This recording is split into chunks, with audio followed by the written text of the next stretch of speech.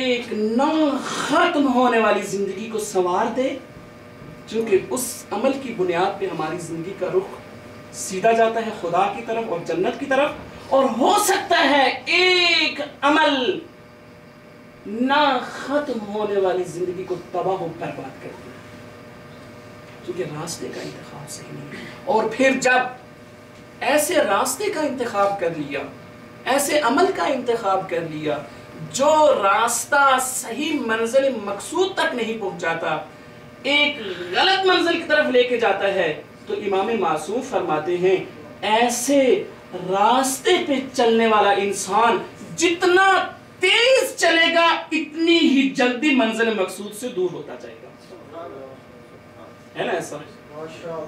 آپ نے جانا ہے اپنی فیکٹری میں، راستہ کوئی دوسرا انتخاب کر لیا، آپ جتنی تیزی سے بھاگیں گے اتنی جلدی آپ نے اس فیکٹری، اس منزل مقصود سے دور ہوتے جائیں گے۔ جتنی تیزی سے حرکت کریں گے اتنی تیزی سے اپنی منزل مقصود تک دور ہوتے جائیں گے۔ طبیعی چیز ہے، لہذا بہت ضرورت ہے اس بات کی کہ ہم اپنی اس زندگی میں مقام عمل میں ایسے عمل کا انتخاب کریں جو عمل صالح ہے، جو ہمیں اپنے اصلی منظر مقصود کی طرف لے کے جائے۔ اگر ہمارا یہ عقیدہ ہے کہ ہماری منزل مقصود کوئی اور ہے اور ہمیں وہاں تک پہنچنا ہے، یہ فقط ایک سفر ہے، پھر ہماری زندگی کا کردار اس طرح ہونا چاہیے۔ میں ایک مثال سے اس کو واضح کرتا ہوں، اس صلوات پڑھیں محمد والی۔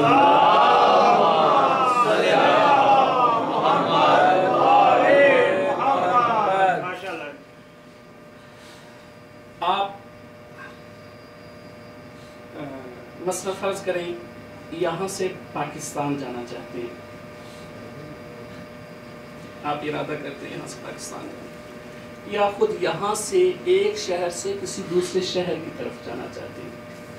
آپ دیکھتے ہیں کہ میری منزل مقصود ایک اور ہے، فعلاً میں یہاں پہ قیام پذیر ہوں، میں چاہتا ہوں اس جگہ کو چھوڑ کے ایک اور منزل تک پہنچ جاؤں۔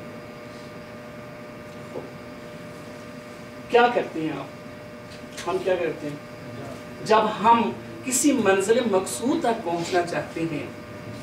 ہماری کوشش ہوتی ہے کہ ہمیں ایک مناسب وسیلہ ملے، مناسب وسیلہ ملے، ایسے ہی ہے نا، جو ہمیں نہایت آسائش کے ساتھ، آرام کے ساتھ، تمام تر سہولیات کے ساتھ ہمیں منزل مقصود تک پہنچائے۔ اگر ہمارے پاس پیسے ہوں، سفر لمبا ہو، کوشش ہوتی ہے بائی ایئر سفر کرے، کم ہوں، کوشش ہوتی ہے، آپ دیکھیں ٹرین اچھی چلتی ہے یا بس اچھی چلتی ہے یا ویگن اچھی چلتی ہے، جو اچھی سروس ہو، ہماری کوشش ہوتی ہے کچھ اس اچھی سروس کا انتخاب کریں، اچھے ذریعے کا انتخاب کریں، اچھے وسیلے کا انتخاب کریں۔ ایسا ہی ہے نا، سب کی طبیعت ایسا ہی ہے کہ کوشش یہ ہے کہ اگر وسائل محدود ہیں پھر دیکھتے ہیں کہ اب ان وسائل میں سے میں کس کو انتخاب کروں تو تھوڑی سی مشکل کے ساتھ لیکن جلدی پہنچ سکتا ہوں۔ اچھا فرض کرتے ہیں ایک شخص یہ نتیجہ عکس کرتا ہے کہ اگر میں ویگن پہ بیٹھوں تو جلدی منزل مقصود پہ پہنچوں۔ تو یہ شخص اڈے پہ آتا ہے کہ ہم اڈے پہ جاتے ہیں، وہاں پہ چند ویگنیں کھڑی ہوتی ہیں، آج ویگن والا آواز دے رہا ہوتا ہے آئیے آپ کو وہاں اس شہر میں پہنچائیں۔ کیا کرتے ہیں ہم؟ جو بھی آواز دے رہا ہوتا ہے بیٹھ جاتے اس ویگن میں، یا پہلے چیک کرتے ہیں سواریاں کس میں زیادہ ہیں؟ کیا ایسے ہوتا ہے کہ جو بھی ویگن ہے، جو بھی آواز دے رہا ہے فوراً، حتیٰ وہ خالی ویگن والا اگر پوچھے بھی نہ کہاں جا رہے ہیں، ہم اس کو یہ بھی نہیں بتاتے کہ ہم، تاکہ ہمارے پیچھے نہ پڑ جائے، پہلے کھڑے ہو کے جائزہ لیتے، دیکھتے ہیں وہ ویگن جس میں سواریاں کافی ہیں اور جس کے جلدی چلنے کا احتمال ہے اس میں بیٹھتے ہیں. کیوں؟ اس لیے کہ جلدی سے جلدی اپنی منزل پتا ہے کہ مجھے وہاں پہ پہنچنا ہے، چونکہ اسے پتا ہے مجھے وہاں پہ جانا ہے، لیٹ نہیں کرتا. پہلے کوشش ہے ایسے وسیلے کا انتخاب کرے جو اس کو وہاں پہ لے جائے. نمبر 2 سرعت کے ساتھ لے جائے. نمبر 3 اسے یہاں کھڑے ہو کر انتظار نہ کرنا پڑے. نمبر 4 ایسے زیادہ راہ کا انتخاب کرتا ہے جو اس کے لیے درد سر کا باعث، بڑا ضروری سا سامان اپنے ساتھ لیتا ہے. ایسے ہی ہے نا، اپنے ضروری کپڑے، تھوڑا بہت فروٹ کھانے کے لیے بھوک لگ جائے. کبھی کسی نے گندم کی بوری اٹھائی ہے؟ ایک چاول کی بوری بھی لے لے، ایک گندم کی بوری بھی لے لے، ادھر سے بستر بھی ساتھ لے لے، ادھر سے یہ اپنا موٹر سائیکل بھی ساتھ لے لے، وہاں سے چاہے ضرورت پڑے. بہت ضروری قسم کا ساز و سامان. کیوں؟ پتہ ہے جتنا زیادہ سامان ہوگا اتنا ہی زیادہ تنگ ہوں گا، اتنا ہی زیادہ میرے لیے یہ درد سر بنے گا. کوشش یہ ہوتی ہے کہ بہت ضروری قسم کا سامان لے، ایسا ساز و سامان فراہم کرے جو اس کے سفر کو آسان بنا دے، جو ایسا ہو جو اس کو لیٹ نہ کر دے، اس کے لیے درد سر کا باعث نہ بنے. حیدر کرار فرماتے ہیں معمولی انسان نہیں، وہ علی جس کی راتیں عبادت میں گزرا کرتی تھی،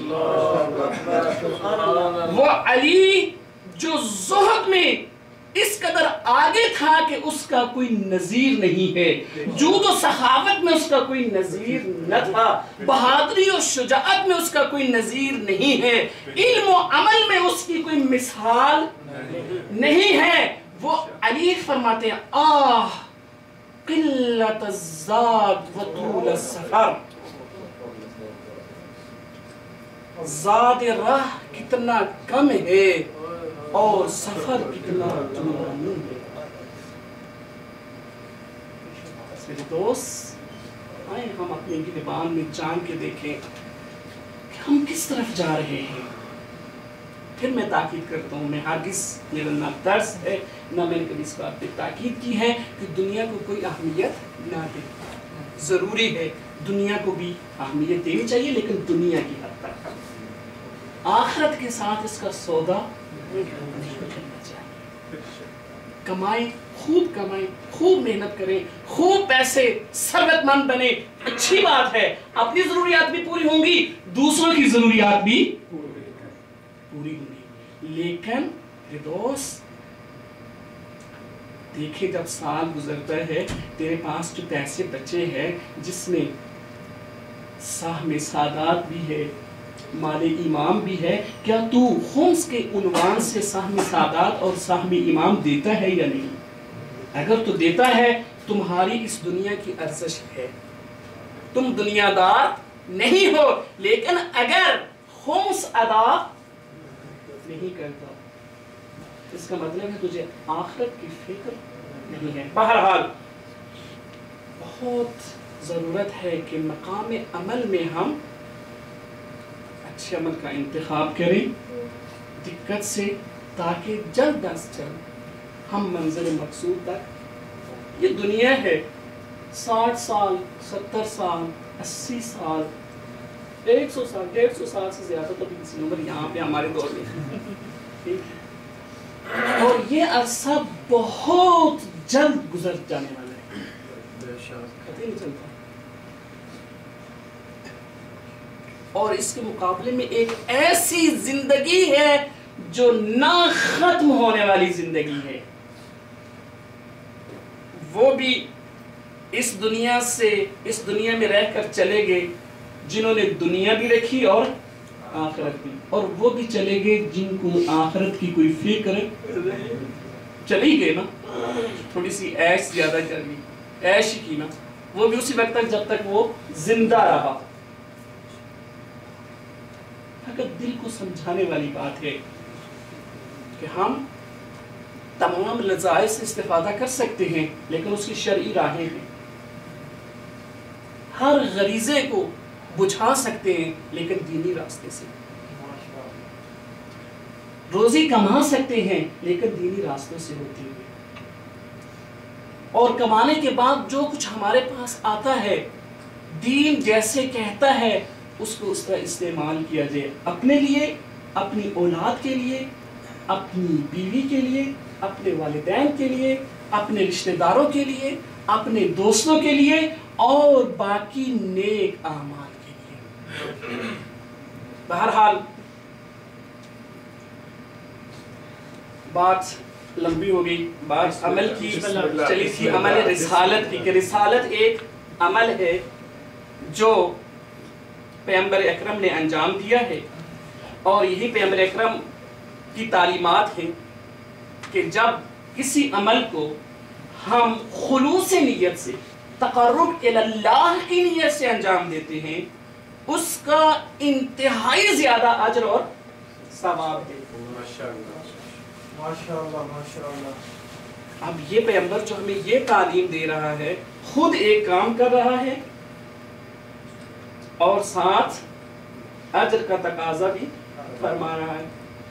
رسول کیا کہہ رہے ہیں؟ قُلْ لَا أَسْأَلُكُمْ عَلَيْهِ أَجْرًا إِلَّا الْمَوَدَّةَ، میں نے رسالت کا فریضہ انجام دیا ہے اور اس فریضے کو میں نہیں چاہتا مفت آپ کے حوالے کروں، اس کا مجھے معاوضہ چاہیے، اور وہ معاوضہ کیا ہے؟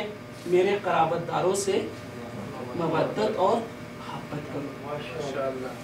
اور پھر یہ فریضہ بھی ایسا ہے جو الہی فریضہ ہے، کوئی دنیاوی عمل نہیں، الہی فریضہ ہے، الہی فریضہ انجام دے رہا ہے یہ رسول، اور خلوص سے نیت کے ساتھ عمل کے انجام دینے کی تلقین بھی فرما رہا ہے، اور ادھر سے خود معاوضے کا بھی سوال کر رہا ہے۔ یہ کیسے ہو سکتا ہے؟ میں تھوڑا سا اس شک اور شبہ کو اور مضبوط کروں۔ صلوات علی محمد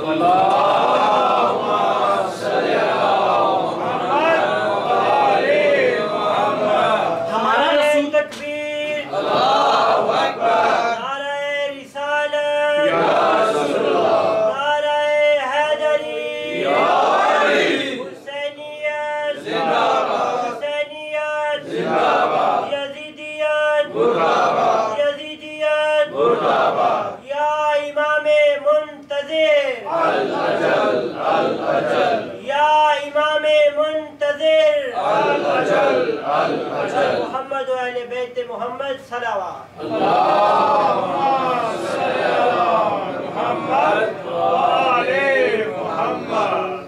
ہم جب اپنے رسول کی زندگی بھی دیکھتے ہیں، ایک تو ان کی تعلیمات ہیں، ان کی جب زندگی بھی دیکھتے ہیں تو زندگی میں بھی ہمیں یہی نظر آتا ہے کہ جب بھی انہوں نے کوئی عمل انجام دیا ہے تو کسی عمل کو کسی لالچ کی بنیاد پہ انجام نہیں دیا، کسی معاوضے کی امید میں انجام نہیں دیا، بلکہ جب آپ نے ظاہری طور پر اسلام کی تبلیغ کرنا شروع کی، دعوت ضلع شیرہ ہوئی، وہاں پہ دعوت دی، اپنے رشتہ داروں کو دعوت دی، اسلام کا پیغام مختلف علاقوں میں پہنچنا شروع ہوا، تو یہ مشرکین مکہ اکٹھے ہو کے آ کے کہنے لگے کہ اے محمد چھوڑیں، آپ نے کیا سلسلہ شروع کر رکھا ہے؟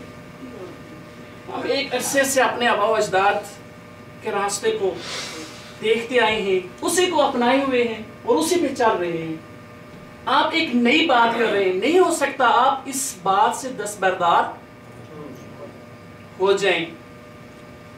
حتیٰ پیشکش کی کہ آپ جو کچھ ہم سے لینا چاہتے ہیں لے لیں، مشرکین مکہ جو کچھ آپ ہم سے لینا چاہتے ہیں، جو مال و دولت، سونا چاندی، باقی وسائل، جو آپ کو چاہیے ہم دینے کے لیے تیار ہیں، لیکن بتوں کو برا بھلا اس ایک خالق کی تبلیغ اور ترویج نہ کریں۔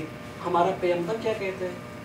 اے مشرکین مکہ، تم سونے اور چاندی کی بات کر رہے ہو، تم مال و دولت کی بات کر رہے ہو، قسم بخدا اس رب عزت و جلال کی قسم، اگر تم میرے ایک ہاتھ پہ سورج رکھ دو، دوسرے ہاتھ پہ چاند رکھ لو اور پوری دنیا کی بادشاہت میرے سپرد کر دو، مجھے یہ کہو کہ میں اللہ کا پیغام پہنچانا چھوڑ دوں تو یہ عمل نہیں کر سکتا، یہ کام میں نہیں کر سکتا۔ یہ رسول جس کا کردار یہ ہے، اور پھر اسی رسول کا پیروکار حیدر کرار، امام معصومین کی ہم زندگی کو دیکھتے ہیں، یہ حیدر کرار جب عمل کو انجام دیتا ہے، ہمارے امام جب کسی عمل کو انجام دیتے ہیں خالصتاً قربتاً الی اللہ انجام دیتے ہیں،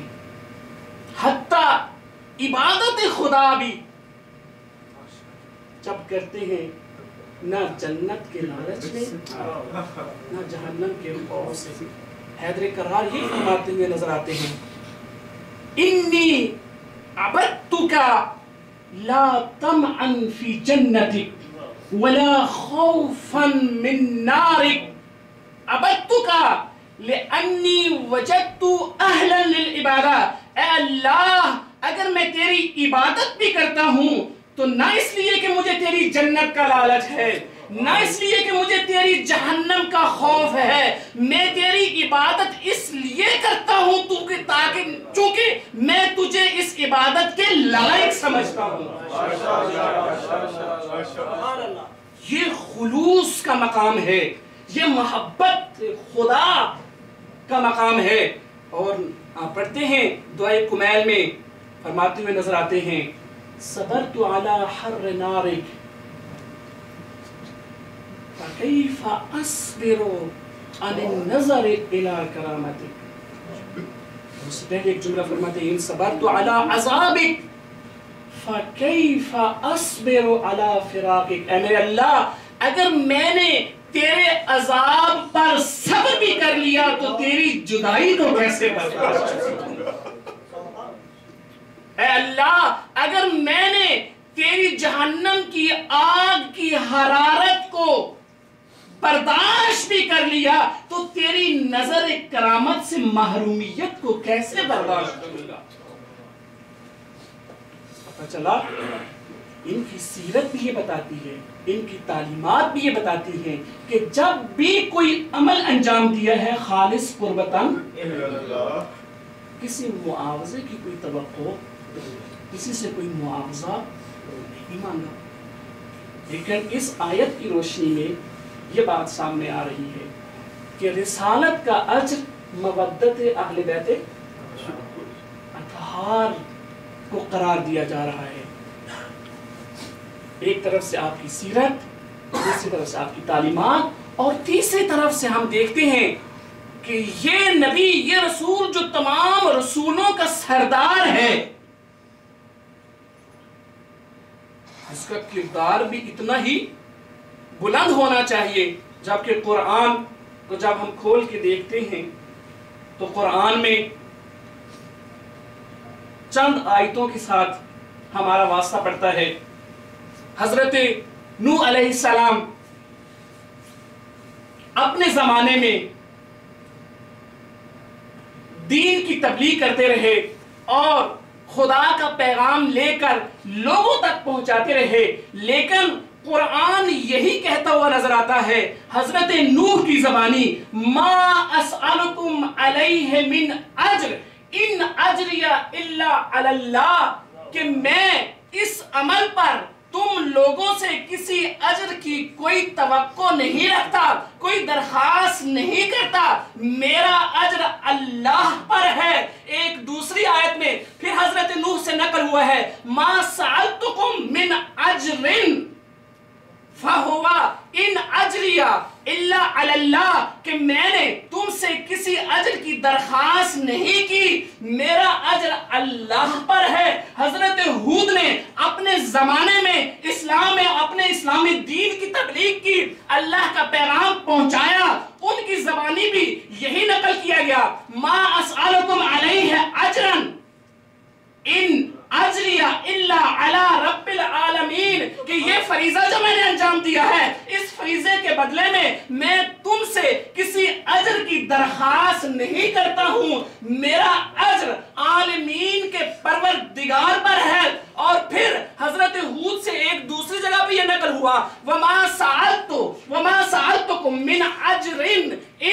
اجریہ الا علی الذی فطرنی، میں تم سے کسی اجر کی درخواست نہیں کرتا ہوں، میرا اجر اس ذات پر ہے جس نے مجھے پیدا کیا ہے۔ اسی طرح حضرت لوط نے اپنے زمانے میں دین کی تبلیغ کی، خدا کا پیغام لے کر لوگوں تک پہنچایا، تو حضرت لوط کی زبانی بھی قرآن نے یہی نقل کیا ہے کہ آپ نے بھی فرمایا ما اسألکم علیہ من اجر ان اجری الا علی رب العالمین۔ اس فریضہ رسالت کو انجام دینے کے بدلے میں تم سے کسی اجر کی درخواست نہیں کرتا ہوں، میرا اجر اللہ پر ہے، پروردگار پر ہے جو عالمین کا پروردگار ہے۔ حضرت شعیب نے اپنے زمانے میں تبلیغ دین کا فریضہ انجام دیا، آپ نے بھی یہی فرمایا وما اسألکم علیہ من اجر ان اجری الا علی رب العالمین۔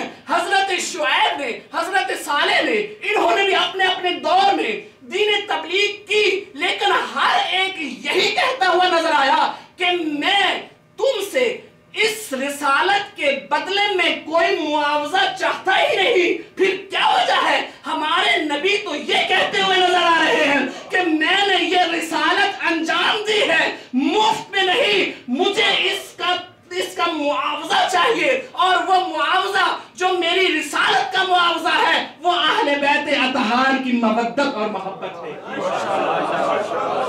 نعرہ حیدری،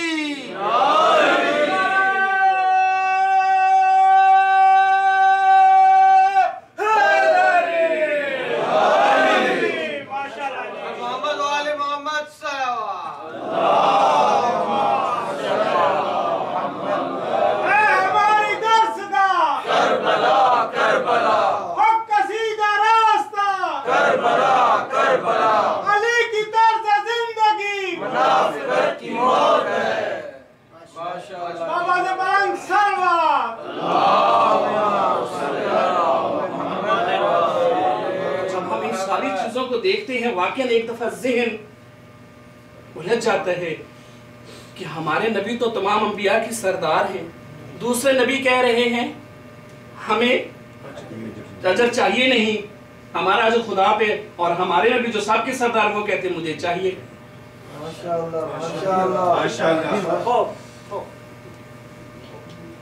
یہ سوال ذہن میں اس وقت خلفشار پیدا کرتا ہے جب ہم قرآن کی اس آیت کے تمام الفاظ کی طرف توجہ نہیں کرتے۔ اپنی پہلی گفتگو میں نے کہا تھا کہ قرآن ایک عظیم کتاب ہے، اس میں ہر لفظ کا انتخاب نہایت دقت سے کیا گیا ہے، اور پھر ان الفاظ سے ایک ایسا حسین امتزاج وجود میں آیا ہے جس نے اس قرآن کو ہمیشہ ہمیشہ کے لیے معجزہ بنا دیا۔ ماشاءاللہ۔ اگر ہم اس آیت کے تمام الفاظ پر دقت کریں، کہیں اور جانے کی ضرورت نہیں، اسی آیت میں اس شبہ اور سوال کا جواب موجود ہے، اور وہ یہ کہ ہمارے پیغمبر نے یہ درخواست کی ہی نہیں۔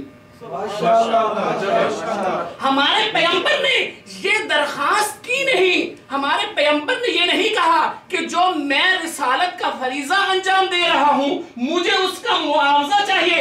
آیت کے الفاظ یہ ہیں قل لا اسألکم علیہ اجرا الا المودۃ فی القربى، اے میرے حبیب تو کہہ دے،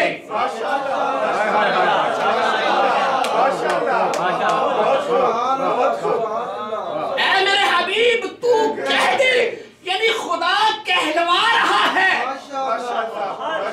خدا کہلوا رہا ہے اور اس کا رسول کہہ رہا ہے۔ یہ شبہ، یہ سوال اس وقت پیش آتا اگر خود ہمارے رسول مانتے، اگر خدا نہ کہتا اور ہمارے رسول تقاضا کرتے۔ اب جب خدا نے کہہ دیا ہے، اگر وہ رسول کام نہ کرے تو وہ رسول نہیں۔ قل لا اسألکم علیہ اجرا، اے میرے حبیب کہہ دو کہ میں میں اس رسالت کا اجر تم سے نہیں مانگتا مگر یہ کہ میرے قرابت داروں سے مودت کرو۔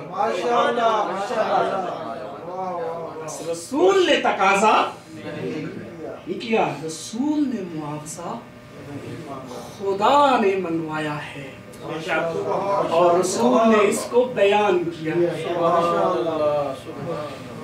دیکھنا ہے کہ وہ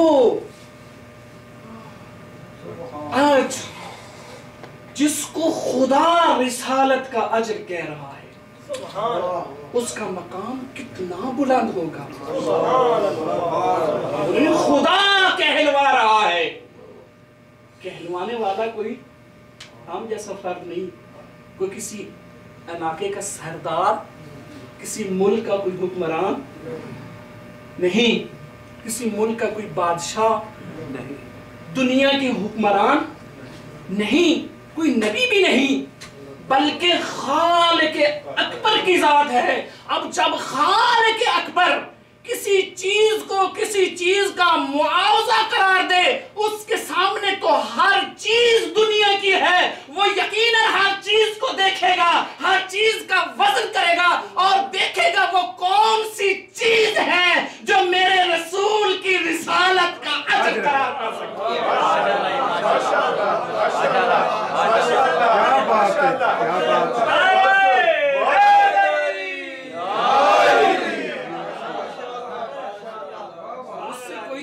مخفی نہیں ہے، اس سے کسی چیز کی ارزش ڈھکی چھپی نہیں ہے کہ اس کو نہیں پتا اس کی کتنی ارزش ہے اور اس کی غلطی سے مانگنی کچھ اور چیز تھی اور مانگ کچھ معاوضہ کسی اور چیز کو قرار دینا تھا، قرار کسی سونا چاندی کو معاوضہ قرار دینا چاہیے تھا لیکن مودت کو قرار دے دیا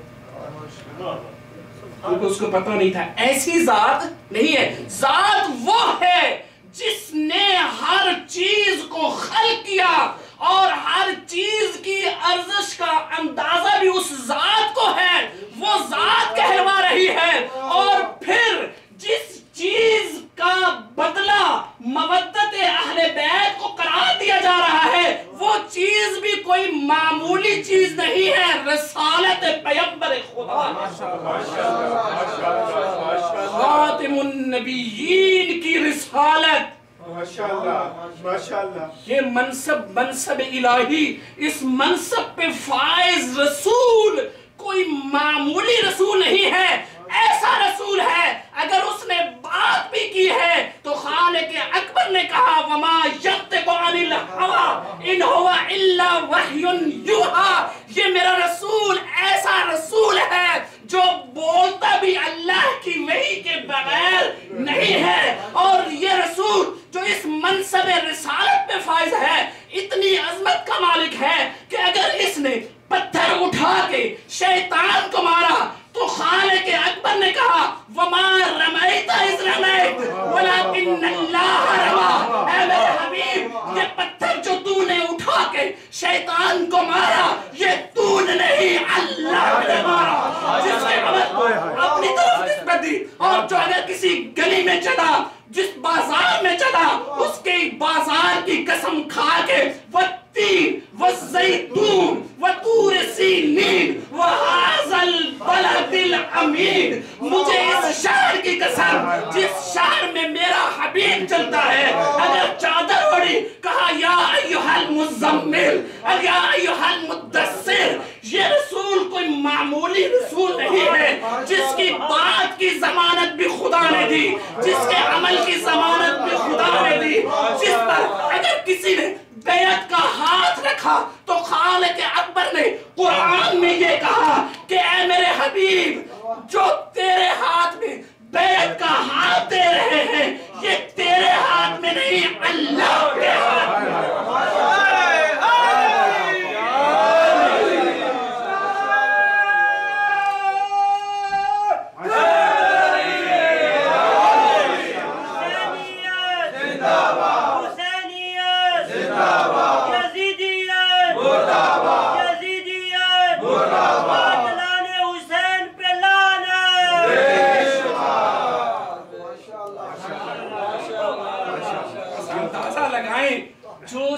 چیز معاوضہ قرار پا رہی ہے، کوئی معمولی چیز کہلوانے والا خدا، وزن کرنے والا خدا جس چیز کا معاوضہ قرار پا رہی ہے وہ ہے رسالت، اور اس رسالت کے منصب پہ فائز رسول، تمام رسولوں کا سردار۔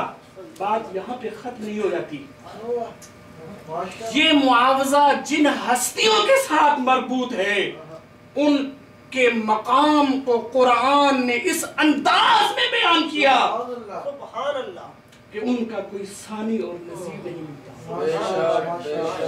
بس ہر چیز با ارزش اور با اہمیت، خدا کا کہلوانا، رسالت، قربہ اور درمیان میں مودت۔ اندازہ لگائیے جس کے دل میں مودت اہل بیت اطہار ہو اس کی ارزش کا اندازہ آپ خود لگا لیجیے۔ یہ مودت اہل بیت جس کو خدا متعال نے خاتم النبیین رسالت کا اجر قرار دیا، اس کی کتنی عظمت ہوگی، کتنی اس کی قدر و قیمت ہوگی۔ آیا کوئی انسان ہے جو یہ دعویٰ کر سکے کہ میں اس کی ارزش اور اہمیت کو سمجھ سکتا ہوں؟ ممکن نہیں ہے۔ میرے دوست، مودت اہل بیت ایک عظیم سرمایہ ہے جو خدا کے خاص فضل و کرم سے ہمیں نصیب ہوا۔ اس نعمت عظمی پر ہم اپنے خالق کا جتنا شکریہ ادا کریں کم ہے۔ اس عظیم سرمائے کو آسانی کے ساتھ ہاتھ سے جانے مت دیجیے۔ فقط مودت کا دعویٰ کر لینا کافی نہیں، فقط اپنے آپ کو حقدار اہل بیت اطہار کہہ دینا اور کہلوا لینا کافی۔ معیار مودت اہل بیت اطہار کا یہ ہے کہ ہمارے کردار اور عمل میں یہ محبت نظر آئے۔ مودت عام سی محبت کا نام نہیں ہے، مودت اس محبت کو کہتے ہیں جو انسان جب اپنے محبوب سے کرتا ہے تو پھر اپنے محبوب کے دستورات کو ذہن میں رکھتا ہے، اپنی مرضی نہیں کرتا، اپنے منافع، اپنے مفادات سے بالا تر ہو کر کسی سے محبت کرنے کا نام مودت ہے۔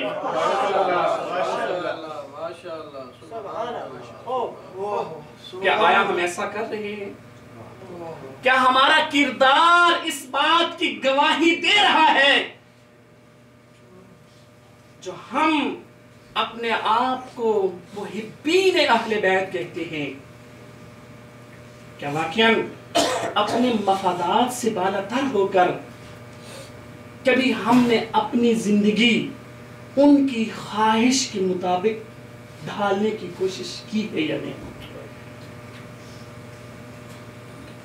یہ وجہ ہے کہ شروع میں میں نے تاکید کی تھی، یہ جو فرصت ہے، فرصت محرم کوئی معمولی فرصت نہیں ہے، پلاننگ کی ضرورت ہے۔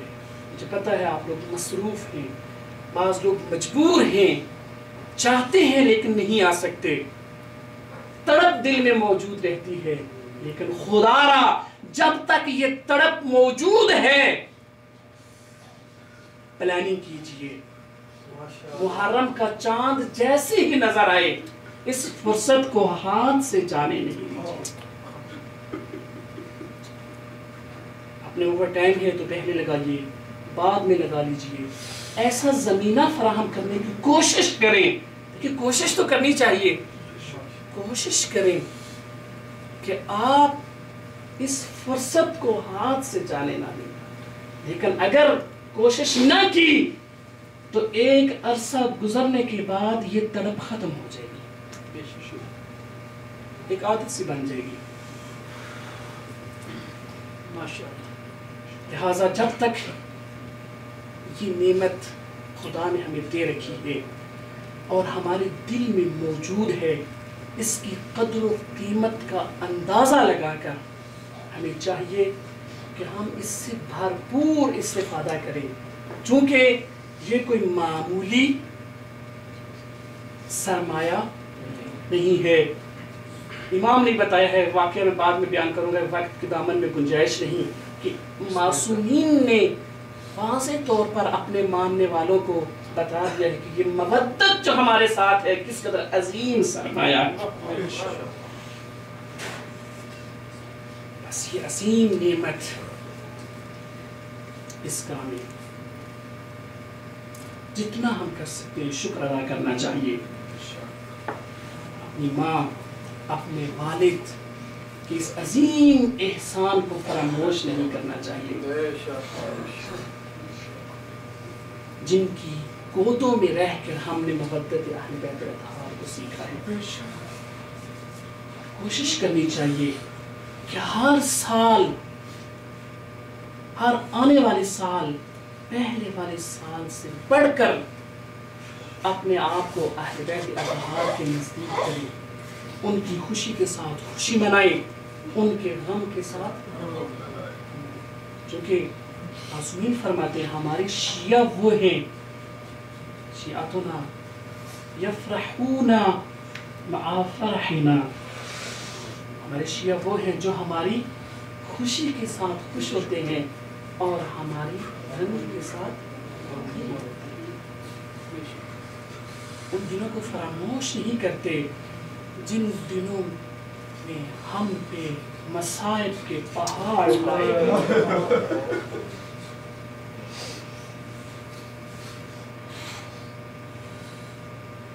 محرم کے ایام انسان کی اس انداز میں تربیت کرتے ہیں، باقی ایام اس انداز کی تربیت نہیں کر سکتے،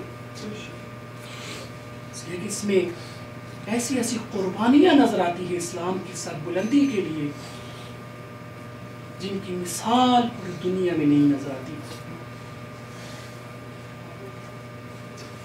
ان کا مقام بھی بہت بلند تھا اور ان پہ جو مصائب ڈھائے گئے ان کی بھی مثال نہیں ہوتی۔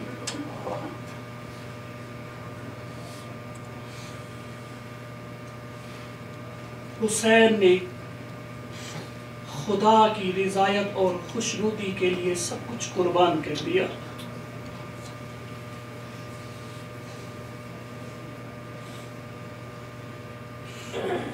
حتیٰ اپنی پردہ دار بہنوں کو بھی ساتھ لیا،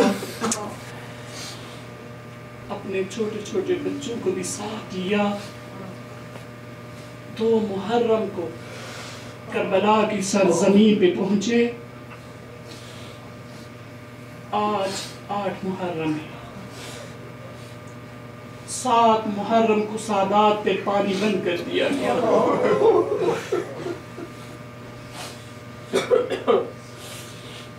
میں نے بہت آسانی سے کہہ دیا ہے نا، آج دوسرا دن ہے، پانی بند ہے۔ آپ مومن ہیں، آپ روزہ رکھتے ہیں، وہ گرمی کا موسم تھا، ایک دن کی پیاس انسان کو نڈھال کر دیتی ہے۔ آج دوسرا دن ہے، سادات پہ پانی بند ہے، کوئی پانی دینے والا نہیں۔ اسی طرح دن پیاس کی حالت میں گزرتے گئے، وہ دن بھی آیا، خدا کسی کو وہ دن نصیب نہ کرے۔ روزے عاشور، زوال کا وقت ڈھلا، قربانیوں کا سلسلہ شروع ہوا۔ آپ کے اصحاب نذرانے شہادت پیش کر کے چل بسے۔ بلاخر وہ وقت بھی آیا جب شہنشاہ وفا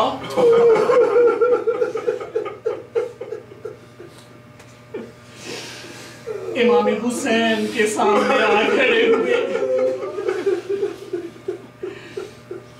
کہنے لگے اے میرے وقت کے امام، اب مجھے اجازت دیجیے۔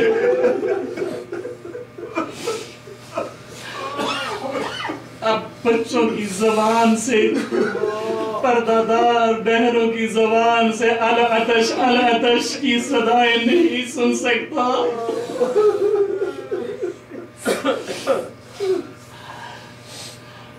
ارباب اعضاء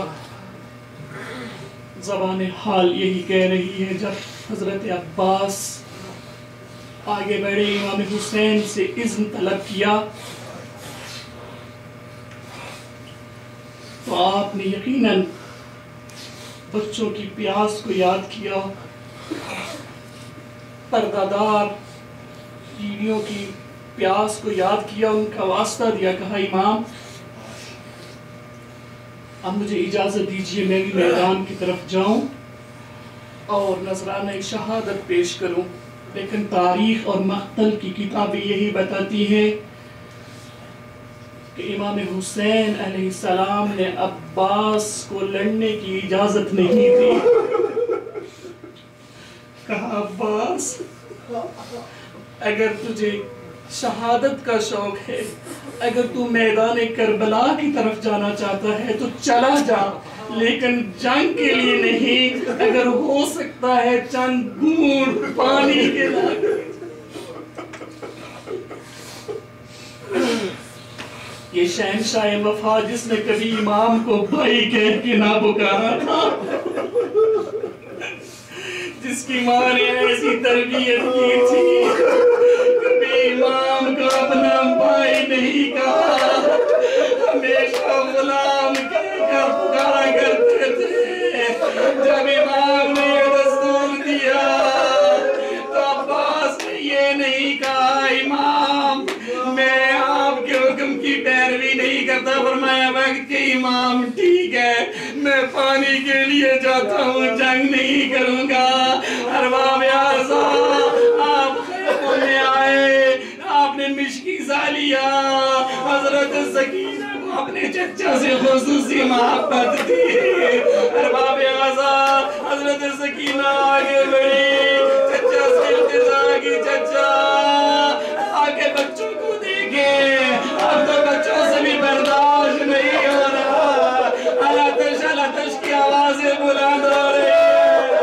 ارباب اعضاء حضرت عباس نے حضرت سکینہ کو دلاسا دیا، کہا سکینہ دیکھو میں پانی کے لیے جا رہا ہوں۔ ارباب اعضاء حضرت عباس خیمے سے باہر نکلے، جو ہی کربلا کی طرف روانہ ہونا شروع ہوئے تو حضرت زینب جلدی سے خیمے سے باہر آئی، کہنے لگی اے عباس کربلا کی طرف جانے سے پہلے میری ایک بات سنتے جائیے، مجھے ایک واقعہ یاد آ گیا ہے۔ علامہ نقن اپنی کتاب میں لکھتے ہیں حضرت زینب آگے بڑھی، آگے بڑھنے کے بعد کہا عباس بیٹھ جاؤ، حضرت عباس بیٹھ گئے۔ حضرت زینب نے کہا عباس مجھے ایک واقعہ یاد آ گیا، میں چاہتی ہوں آپ کو سنا دوں۔ حضرت عباس کہنے لگے میری آقا زادی کیا حضرت زینب نے کہا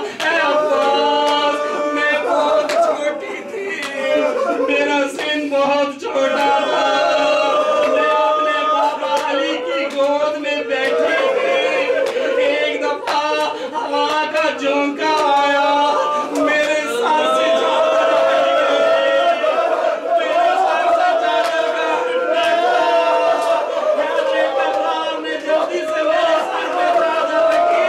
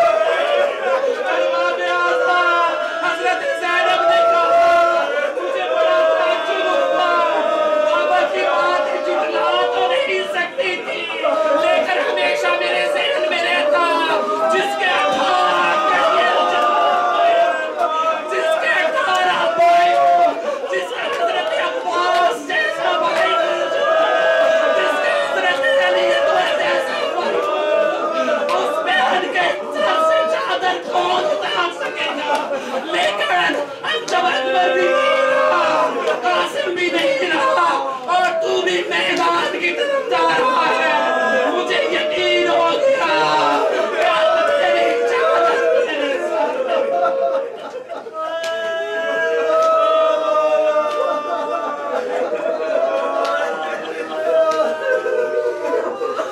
مجھے یقین ہو گیا کہ اب میرا پردہ باقی نہیں رہے گا، اب میرے سر پہ چادر نہیں رہے گی، اب قوم اشقیا اس چادر کو لوٹ لے گے۔ ارباب اعظم یہ سننا تھا، حضرت عباس پہ گریا ساری جتاری ہوئی، کہا زینب میری مجبوری ہے، سکینہ کی طرف دیکھو، بچوں کی طرف دیکھو، الاتش کی آوازیں بلند ہو رہی ہے۔ ارباب اعظم حضرت عباس نے اجازت لی، میدان کربلا کی طرف گئے، قوم اشقیا کو فنار کرنے کے بعد دریا پہ پہنچے، مشکیزے کو بھرنا شروع کیا۔ ارباب اعظم پیاس سے عباس کی حالت بھی بری ہو چکی تھی، پانی کو ہاتھوں میں لیا، ارادہ کیا پانی پی لوں، لیکن جب ارادہ کیا فوراً سوچا میرا امام تو پیاسا ہے، میری آقا زانی تو پیاسی ہے، چھوٹے بچے تو پیاسے ہیں۔ ارباب اعظم ہمت نہیں بڑھی، پانی کو نوش فرمائے، اسی طرح تشنہ لب حضرت عباس نے مشکیزہ پانی کا بھرا، خیموں کا رخ کیا، کوشش ہے مشکیزے کو خیموں تک پہنچا دے، لیکن قوم اشقیا میں یہ آواز آ رہی ہے کہ عباس کا راستہ روک لو، پانی خیموں تک نہ پہنچنے پائے۔ ارباب اعظم ہر فوجی آگے بڑھا، کسی نے تیر کا نشانہ بنایا، کسی نے نیزہ مارنا شروع کیا۔ ارباب اعظم حضرت عباس کا ایک بازو قلم ہوا، مشکیزہ دوسرے بازو میں ڈالا، دوسرا بازو بھی قلم ہوا، اور مشکیزے کو دانتوں میں لیا، کوشش یہ ہے کہ پانی خیموں تک پہنچ جائے، میرے بازو نہ رہے تو نہ رہے، لیکن پانی زینب ام کلثوم و سکینہ تک پہنچ جائے۔ ارباب اعظم ایک دشمن نے سامنے سے مشکیزے میں تیر مارا،